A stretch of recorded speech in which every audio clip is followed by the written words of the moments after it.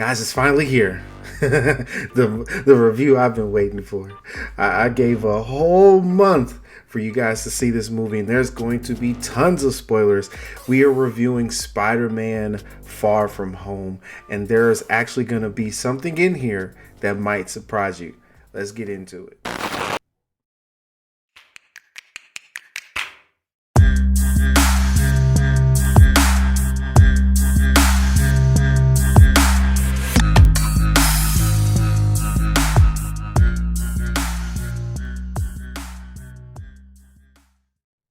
Welcome back, Fresh Takers. We are back here finally, what we've all been waiting for, the return of the Fresh Take Cinema Show. I am your host, Kyler, and I thank you guys for watching. Very, very, very excited for this episode. Like I said, we are reviewing Spider-Man Far From Home. I have been so excited for this review. You have no idea. I do want to first give warning.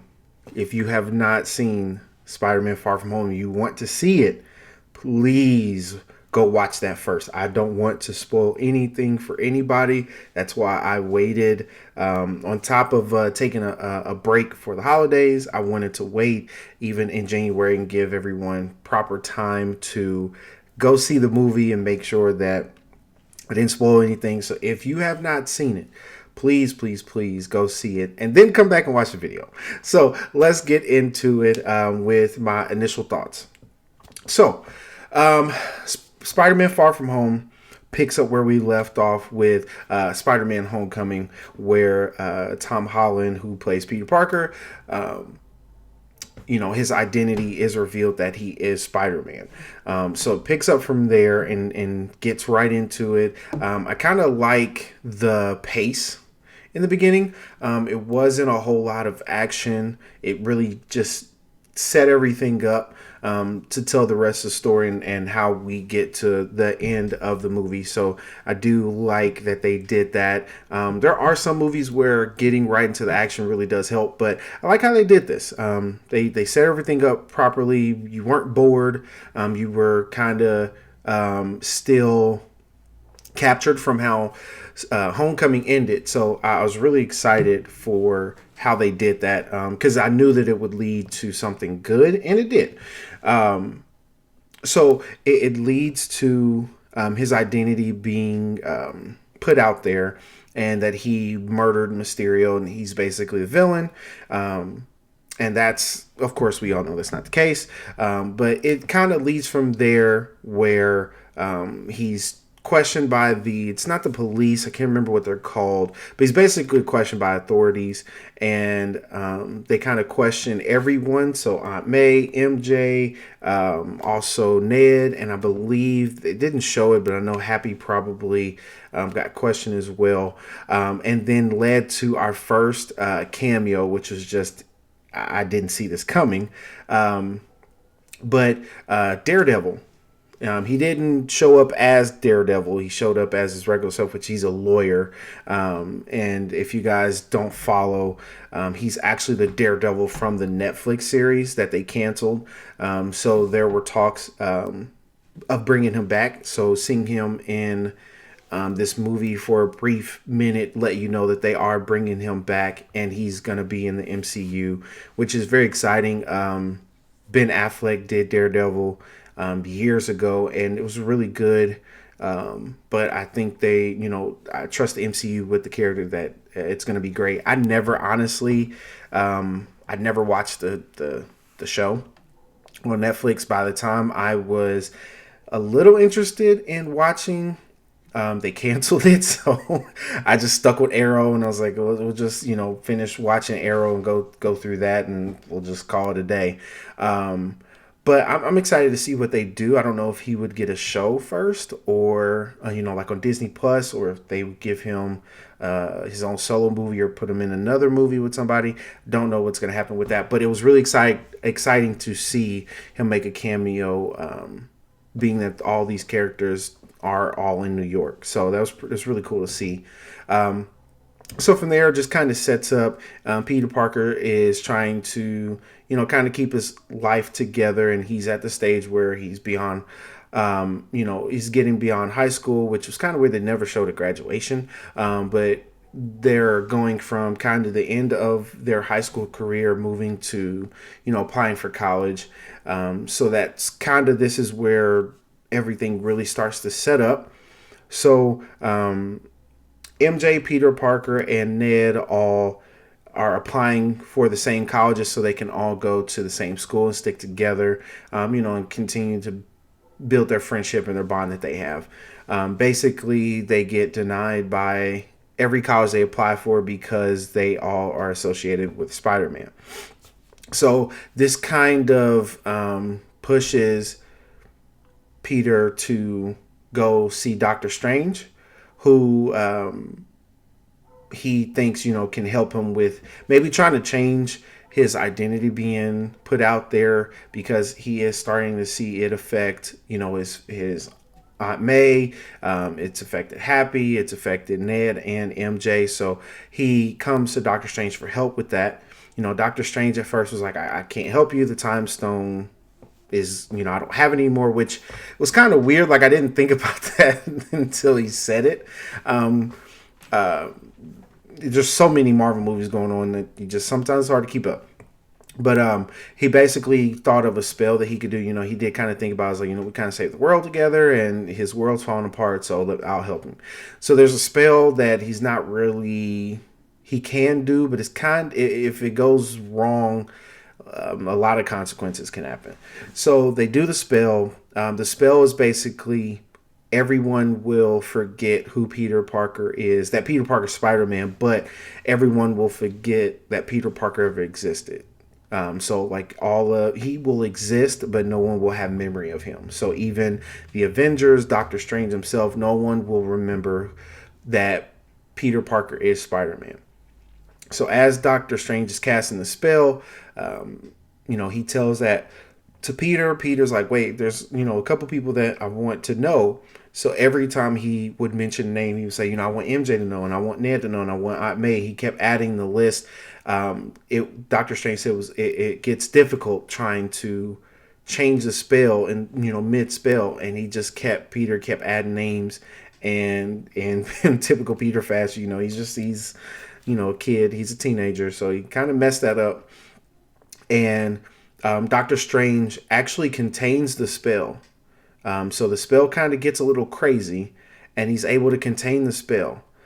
So they think everything's fine. He's like, I contain the spell, but that's why I basically told you can't interrupt mid spell, because this could, be catastrophic.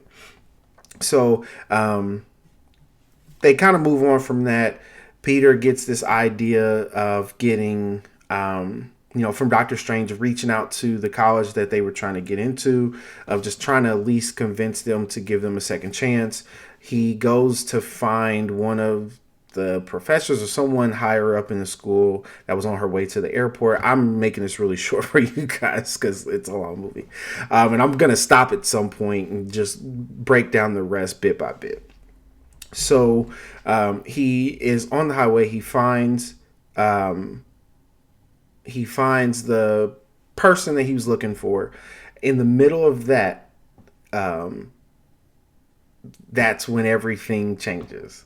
So if you guys have seen the trailers, that's when the highway scene happens, where we get reintroduced to Dr. Octopus, who was just, one of the best villains for any superhero movie ever made, not just including Marvel. And they kind of go at it, and they're fighting, and you really don't know what's going on. And there's some things that happen with that, which I really like. The highway scene, that was really cool. Is just how they did that. It was like, now that they have even more special effects and CGI and everything to work with, the Doc Ock and his octopus arms, his metal tentacles, looked even cooler. So I really enjoyed that scene. And then from there, you do see an appearance from the Green Goblin. And then from there, just chaos and chaos happens. So I'm going to stop there because It's a lot to break down. I just want to kind of get you to the the setup of the craziness that is this movie. So what I really liked about the movie, as far as the villains, I honestly, the trailers, I wish they wouldn't have gave us as much as they did in the trailers, but there was still a good amount that you didn't see coming. But as far as the villains, it was like really nostalgic to see Dr. Octopus and the Green Goblin again. Like that was, you forgot with all the, if you're really in the superhero movies and even with DC, you just kind of forget after you watch so many movies how great some of these villains are and were. And Dr. Octopus and the Green Goblin, like, they don't really get enough credit. Like, William Dafoe as Green Goblin should be up there. He doesn't get talked about enough of the work he did as Green Goblin. Like, to me, he's up there with Heath Ledger as Joker. I'm just gonna be honest. It just, like, there's something about his voice matches that character and it's perfect, and just the whole way that he puts that character together. The character kind of has a mental battle where it's, Dr. Osborn still trying to maintain and take over, and he doesn't want to be the Green Goblin, and then you have the actual Green Goblin that wants to take over and wants to kill Spider-Man, just cause all this havoc, and it just, the way he does it is just beautiful. So to see them was one of the best parts of the movie for me. Now, the other villains that were included in this movie that you really didn't see a whole lot of, was, you did see, I believe it's Sandman, from Spider-Man 3, from the original Spider-Mans. Kind of forgettable, kind of I really don't like his character. He's just kind of there. Another villain that was kind of just there was Lizard Man, or I don't know if he's called the Lizard Man or just the Lizard or Reptile. I don't know what he's called. He's from the first Amazing Spider-Man movies with Andrew Garfield. Kind of, they didn't even really give him like an intro, which was crazy. He just showed up, like, basically when Peter's fighting Dr. Octopus and then he sees Green Goblin at the end. Doctor Strange has set up a way of capturing all the villains, putting them in like this magical prison below the building he lives in New York. It's like basically a dungeon or something like that. So the first time you see him, he's already locked up in this magical prison. So you really didn't even get like a true like introduction as far as like everybody else did. But he was kind of, I could have lived without him. I think it was just kind of necessary with the story, just to have added pieces to like the fight scenes at the end and everything. It was necessary then, but just kind of before then it was like, why are they here? And then I have to talk about this because this is really my only knock with this movie. My only knock with this movie is Jamie Foxx's Electro. Jesus. So, okay, so if you aren't familiar with Jamie Foxx's Electro, he was the villain in The Amazing Spider-Man 2. So in that one, he was blue, like his whole body, he turned blue from being electrocuted by eels. It's a whole thing. That's basically how he got his powers. He fell into a pool full of eels. They were the place he was working for was experimenting with electricity and all that stuff. So in that one, he was blue and he had like a really deep voice, and you kind of heard like electricity coming out of his voice when he talked. That part was really, really cool. The blue part kind of looked weird. It did look weird. I appreciate that they tried to do something different with it, but it was a little weird. I'll give him that. So I guess with the stipulations of Jamie Foxx coming back was that he wasn't going to be blue. So he basically came back looking like Jamie Foxx. Now here is where I have a problem. So everyone else came back as their original selves in a sense. Of course, everyone has aged from the previous movies. But something that they said in the movie that made sense writing wise, and I was like, okay, thank you for pointing that out. So basically they got sent to this multiverse, this point in time, this universe, right before they died on their timeline. So if you basically go through all the previous Spider-Man movies at that point where they were about to die or whatever was about to happen in their fight with their Spider-Man, they were brought to this universe, this dimension. So, Doctor Octopus kind of looked like him, even though before he died he was shirtless a little bit.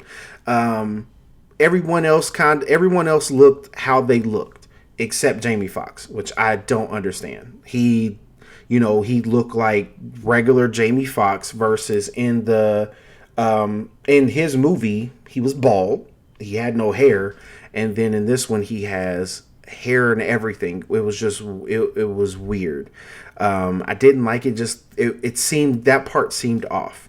And then on top of that, the guy that he was in that Spider-Man movie he was a nerd, and he really looked up to Spider-Man and all this stuff. So it's basically kind of, he always felt like he was a nobody and everyone kind of just ignored him and didn't like him. So once he became Electro, he just kind of, was like nobody cares, and just kind of started creating chaos.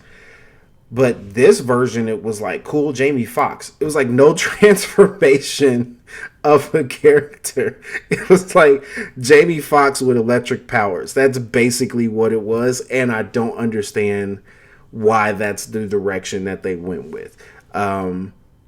It was like he was trying to be cool and live up to to Green Goblin and Doc Ock, and it's like it just didn't work. I don't know. I didn't like that route. And I guess, I really thought about it. Jamie Foxx is not someone who has played the same character twice. And that threw me for a minute because I thought about that. I was like, wow, he's never in a movie played the same person twice. Like he's never been in a trilogy or, a part two to something. He's never done that. So that was kind of, I guess, I kind of give him an out a little bit that he didn't know how to kind of reprise that role. I don't know. But I didn't like the direction they went there. It wasn't a big enough knock on my view of the movie. It was just really kind of that small part. I mean, that was really kind of it when it came to the villains. Like that was really kind of my only, but I did enjoy all the scenes that they had, like the fight scenes. I enjoyed, the chemistry, because I mean to have that many villains, I don't think we've had that many villains in one movie like that. I know there's been like a couple. I mean, you really can't consider the Avengers Endgame the end with the war and everything, because you can't really count that. These are they were villains of their own movie. So I think they did a good job of managing all of those characters, because that's a lot. There was a point in time in the movie where you were like, okay, how's this gonna go? You thought it would maybe go one way and then it doesn't. And I did like that. I did like that part in the movie, because you were kind of like, okay, I think it's gonna go here, and then it's not like a huge turn, but you're like, okay, didn't see that happening, but I'm with it. As far as the synergy between the characters, I really like how much love there is between the characters. Like there's really a huge amount of love that has developed with all these characters. So, Ned and Peter's friendship, Peter and MJ's relationship, Peter and Aunt May, or excuse me, as I call her, sexy Aunt May. I love Aunt May. She was awesome. Hold on 1 second, guys. My headphones unplugged. It's not good. All right, we're back. So, his relationship with sexy Aunt May, which that absolutely devastated me that she died. I was done for. Like, at first I was like, no, Aunt May. And then when she got up, I was like, oh, okay, she's fine. She's just kind of hurt. And then she fell again. And I was like, oh, God, they didn't kill sexy Aunt May. And I thought we were going to get away with it because, Uncle Ben has always been the guy that's died. And I was like, okay, we're going to get away with it. Aunt May's going to be good. And no. Aunt May died, and she was killed by the hands of Green Goblin. And it just was heartbreaking. I love Aunt May. So, but necessary death. I did like that was something that they added in that really, it wasn't like they just decided, oh, I think it's time, or we should just kill it. Like, there was a reason, as far as the storytelling, there's a reason that she was gone. And I like that. There's a lot of times you'll find a movie where someone dies and you just kind of like, was this just because it was time to get rid of the character? Like, I don't understand why. This one was, very pivotal to the story. Very key to the story that they told. But I loved the energy with the characters, as far as like the actual characters. The acting was great, just as far as portraying that emotion and everything that they were going through that movie. Something that really got me was how well they tied in. I mean, a lot of, which I shouldn't be surprised because Marvel's done it. I mean, the MCU is literally proof of that. They've tied like 20 some odd movies, almost 30 movies together. But the way that they tied movies that weren't originally tied, just kind of brought everything together like that, was so beautifully done. To take, what happened with Tobey Maguire's Spider-Man, which was the first Spider-Man, early 2000s, to take everything that happened to him and bring that in. And then take Andrew Garfield's Spider-Man, which is the Amazing Spider-Man movies. There's 2 movies that they did. And even then, people kind of felt like Andrew Garfield didn't get a fair shake as Spider-Man. And he kind of got his redemption in this movie. So to take everything that happened to him and bring that in, and then take what's currently happening to, essentially our Spider-Man, and tie all those villains, and not just the villains, but what has all happened to those versions of Peter Parker, was so well done. Like, there wasn't a single part of it that I could find wrong.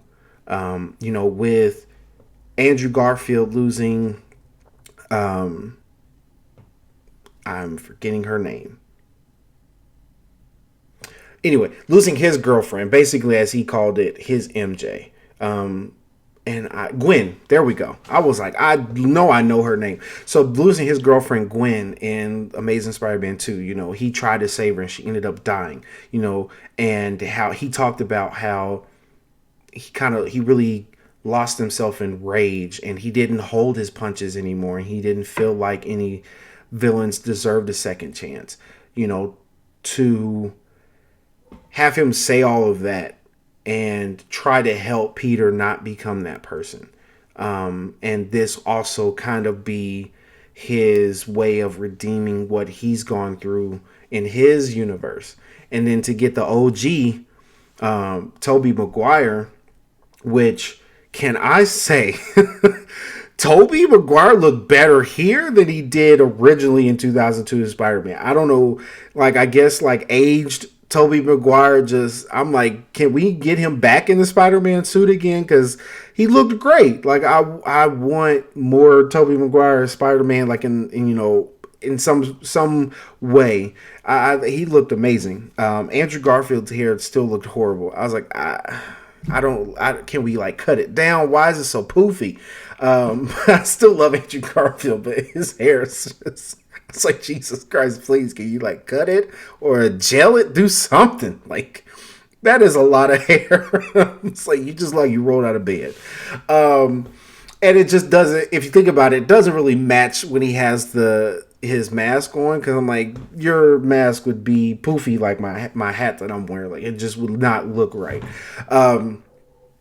But even with Tobey Maguire Spider-Man had talked about what he had been through, and he talked about kind of losing himself with Spider-Man 3, and how he kind of became Venom Spider-Man, and he kind of went to that dark side and didn't like who he became, and how all they have all lost someone, and it's kind of redemption for everybody. And I love that. It was like, it wasn't just, we're going to add to this movie. It was kind of like we're going to add to this movie, but also extend the greatness of the previous Spider-Mans. Like, it was also giving back to them as well as them giving to this movie, which just, it's a great story writing, great writing. Whoever wrote this, I was so into the end credits, I didn't see all, who wrote it and all that stuff. So I apologize, but man, they really killed it. So, I'm kind of skipping. I mean, if you guys are at watching at this point, you've seen the movie, so I don't have to go full blast, scene by scene. But basically, seeing, Tom Holland's Peter Parker try to save Gwen at the end, and he gets cut off by Green Goblin. To see Andrew Garfield's Spider-Man have that moment where he did get to save MJ was once again not only giving to this version of Peter Parker, of Tom Holland's Peter Parker, because that he saved MJ and therefore saved Tom Holland's Peter Parker from having to go through that same pain that he went through. But then also that kind of gave him that peace. Because you kind of see it when she asks, "Are you okay?" And just his emotion, like, it kind of got me. It was like, dang, like, for a superhero movie, like, they really did a good job of embodying that emotion and that love and that, character. They did an amazing job. And he got that redemption. Like, it was, you could tell that he still wasn't over losing his girlfriend. He tried to save her. He just couldn't. And to see him do that, it was like a twofold, and it was beautiful. And to see, on Tobey's side, Tobey, was trying to save Tom Holland's Peter Parker from that rage and that anger, and don't make the decisions I made, because his whole 3 movies, that whole arc of, from where he started to at that 3rd movie, he just was different. And he, wish he, in the end, he wish he could have made better decisions. And, he didn't say it in the movie, but I know that in the back of his mind, he knows, his best friend Harry would have still been here if I would have done things probably a little bit different. So, that was just, it was beautifully done. Like, I can't say enough about that. To take the task of bringing multiple universes together like that, and that's a lot of movies to do that, and they aren't all on the same synergy. It is different with the MCU because they're telling one continuous story with different movies. It makes sense because there's a game plan there. But to take previous movies that weren't done by them and tie those in was just, I applaud them. Like, I legit applaud them for that. It was beautiful. I absolutely need more Spidey chemistry to have all three Spider-Mans together like that was I felt like I didn't get enough of it. And they gave you really good Spider-Man moments, and all three of them and their conversation and what they've been through. And they I love how literally all of their family members, Aunt May and Uncle Ben have all said with, the famous Spider Man line that will never be forgotten, with great power comes great responsibility. And I just love that they all had that Spidey chemistry. They were all kind of like, oh, your version does this. And I love the moment where Tobey Maguire shows them that his webs actually come out of his wrist. And the other two are like, wait, what? They were like, I have so many questions. And I love that. That was so cool. And everything that I wanted them to like bring up or mention or kind of, joke about or do something, they did it. And I love that. It was funny how they kind of ran back to one of Tobey Maguire Spider-Man. I think it was either Spider-Man 2 or Spider-Man 3. I think it's Spider-Man 2. Where he had like a web block and he landed on a car and he hurt his back and he was like, oh, I kind of got this back thing. And Andrew Garfield Spider-Man was like, I know, me too, like from all the, all the web slinging and swinging and everything. And, I thought that was pretty funny that they kind of like share like, oh, it's back pain, like, or Spider-Man, like it happens. Everything that they did together, the three of them, was just, I loved it. And I wish that, that's the only thing I hate with how great this movie was, is that I want more of that. And I know with the way that the Marvel universe is going, we're not going to get more of that. But I would absolutely love for something else to happen where the three of them are together again, because it was absolutely amazing. I loved it. I absolutely loved it. So, as far as, the end and the decision to basically wipe Peter Parker from everyone's memory, I actually liked it.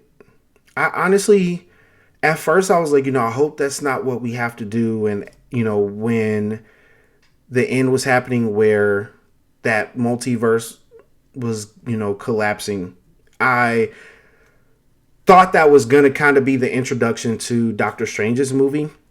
And I just thought that this is where we're at. I didn't know, honestly, did not know how everything was going to end. You try to predict, don't really know. But I didn't know how it was going to end. So when they came to that would be the solve, is for Doctor Strange to remove everyone's memory of Peter Parker. I honestly, because of how they have done these new Spider-Man movies so far, I'm absolutely okay with them doing that. Because then, it doesn't, the good thing is it doesn't make you feel like the other movies don't matter. Because they absolutely do, because it got you to this point. But now it's kind of, okay, this is where we're at with the decisions that we've made. This is where we're at. And then how do we move forward? And I like that.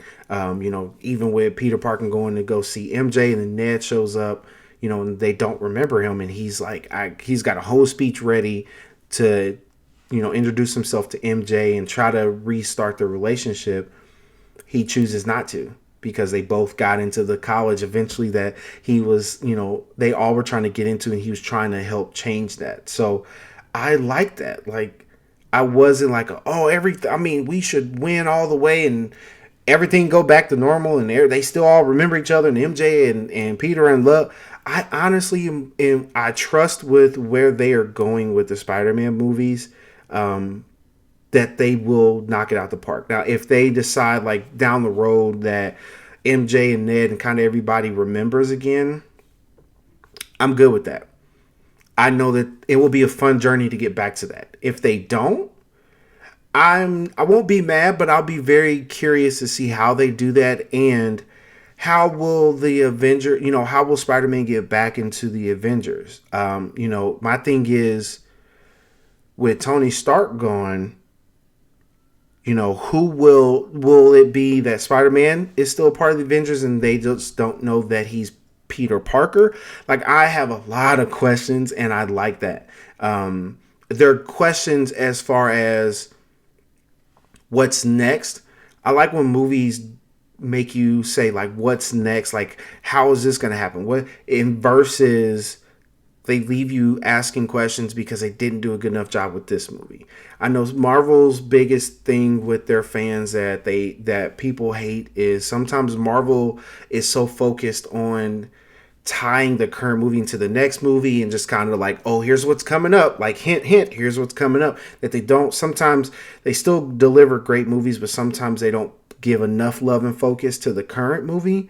And they didn't do that in this. They absolutely gave all the care and love, which I think they have done for all the Spider-Man movies so far.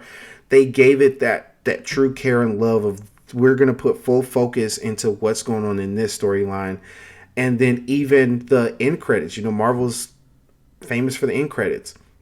I feel like that was the perfect place to kind of set up what's next. And they did. I liked it. This is going to be kind of the introduction to Venom. I'm curious as far as everything that happened with that, what that looks like in the future. But I like it. They did a great job. Whoever directed, whoever wrote the story, however they did it, I don't really know how much they got from the comics. I know I love Marvel. I love superhero, everything. I'm not a huge comic book fan. But that doesn't mean I'm not a fan. I can't be a fan of this stuff. I love superhero movies and all of that. So I don't know how much they got from the comics and everything, but just the story they told was amazing. And I absolutely love this movie. So I am going to surprise you guys with my rating. So here we come to the final end, which is going to be the rating. Now, we do, out of 10, and we kind of tie it to something from the movie. So I will say out of 10 web swings, I'm going to give this a 10, which is crazy. Let me tell you why. It's the first time ever on Fresh Take Cinema Show that I'm giving something a 10 out of 10. There's always something that I see or find that, and it's not that I'm going out of my way to find something to knock about the movie, but if I see something, I'm going to say something. So the fact that I give this movie a 10 out of 10 lets you know just how great of a job they did. Like, I honestly can't see, as far as the overall movie, what is wrong with this movie. Like, there's really nothing wrong with the movie. They tied up, there was no loose ends to this movie. Everything that I was like, okay, are they going to explain that? They explained it. It was, a lot of questions I had in the movie got answered. It was never like at the end of the movie, I was wondering, well, why didn't they explain this? Or why didn't they do that? What, they never gave me any indication of questioning what they were doing. It was more so an exciting of questioning of what's next, not why didn't they do this? Why didn't they say this? Why didn't they put that in there? It was none of that. My only knock is Jamie Foxx's Electro, which really isn't enough for me to take away the rating of this movie, because it doesn't. Jamie Foxx is not a bad actor. It wasn't that it was bad acting. It just didn't. If it was written that all of the villains, are brought into this timeline and they are exactly the same as when they were in their movie, then it doesn't match up if that's what you're saying is the storyline. So how Jamie Foxx is acting, how he looks, none of that matches up. But it's still, Electro was still entertaining. I liked Electro because of the special effects with the electricity and all that stuff. And, he got a different type of power surge and power source in this universe. He was like, I feel more powerful here. So that was cool. So it wasn't like it was just horrible or trash. It just, was what it was. It was a small minor knock. But it's still a 10 out of 10 for me on this movie. So I was very excited, leaving the movie theater of what's going to happen next.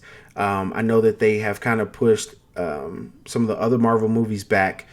They did kind of at the end. So they had an end credit scene, and then at the end of everything, they did the Doctor Strange trailer for the Multiverse of Madness. So I am excited about that because I really do like Doctor Strange, which I will add into that too. You give me Doctor Strange, I'm good. this I was not really aware of Doctor Strange too much before this. I know he was in where I learned Doctor Strange was the Spider-Man TV show they used to have in the 90s, the really cool one. It's really kind of the only really cool one. The one that they used to have in the 90s that's on Disney Plus. You should check it out. That's where I first heard of Doctor Strange. But being introduced for real to Doctor Strange in the MCU, absolutely love Doctor Strange. So I can't wait for his movie to come out and to have him in this movie along with Spider-Man. And I really love what they're doing with Spider-Man.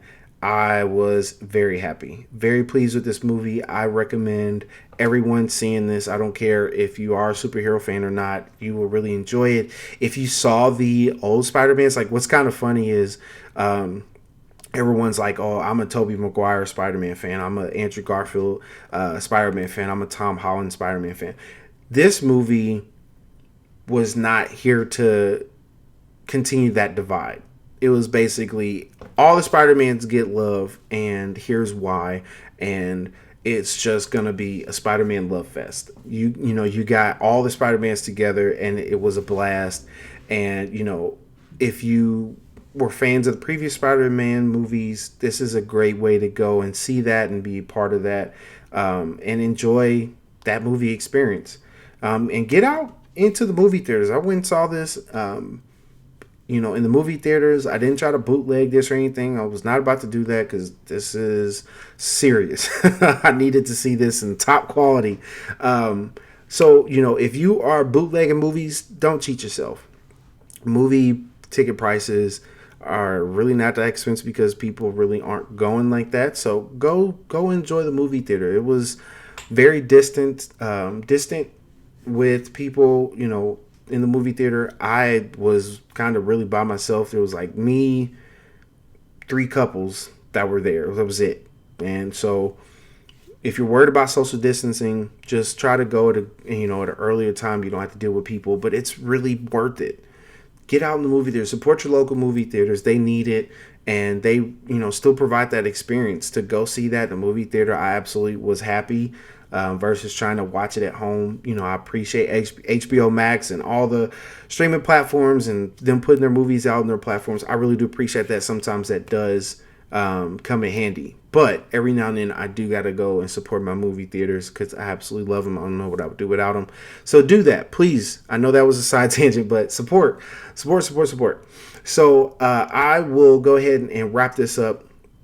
I really hope you guys enjoyed this review. I was really excited. I really did, outside of December. This came out December 17th. So I was like, we'll do the holidays, take a holiday break, let everybody enjoy the holidays. I want to enjoy my holidays. And then even in January, I was like, should I go ahead and do it? Or, I normally with this type of a huge movie, I'm just letting you know now, I will wait. Give some time for everyone to see it because I don't want to spoil anything. I'm not a person that wants to spoil anything. So that's why I say in the beginning, if you have not seen it, pause this, go see it, and then come back and watch the show and subscribe. So I really appreciate you guys watching. You guys have hung in there with me, and I absolutely love you guys for that. I am excited for what's to come. This has been, the first review on my own, and I want to thank everyone who showed support and encouraged me to go for it. This is not easy. Normally it's easy to kind of bounce that chemistry and that excitement off of someone else and feed off of that, and that just adds to the experience. But I appreciate you guys. I know it's a struggle for me to listen to my own voice. I know that I'm not the only one, but I am still excited about movies and TV shows. I love doing this, so I want to keep doing it. I want to keep doing it for me. I want to keep doing it for you guys. So thank you guys to everyone that showed love and support, and I can't wait for more movies to come. Next one I'm gonna do is dear to my heart. Next one I'm going to do is the new Scream movie that came out. Scream is my all-time favorite serial killer franchise. I know that's kind of weird to say serial killer franchise, really weird to say. But it is, my mom is who introduced me to that as a young kid, which is weird because I'm a 90s kid that came out in the 90s, so you think I was kind of too young for that. But she introduced me to it, and it's near and dear to my heart. Absolutely love it. So I'm excited, for another installment. It's the 5th movie, so really excited to see that and review it. So that's what's going to be coming up next. So if you guys have not subscribed to the channel, please subscribe. Please hit the notification bell so you guys know when my next review comes out. And also, like I said, we have not let go of the retro review. Definitely going to be coming out with some retro reviews of just, movies in the past and just kind of see how they hold up and what's great about them, or if they're horrible movies or whatever. So we're still gonna do retro review. I know I keep saying we, guys, force of habit. Still gonna do retro review, bring that back as well. So go and watch that first episode that kind of just talks about my love for cinema. So go back and watch that episode. Go back and watch all the reviews that are on the channel, and we will keep chugging them out. So thank you guys from the bottom of my heart. I am your boy Kyler. Y'all be cool.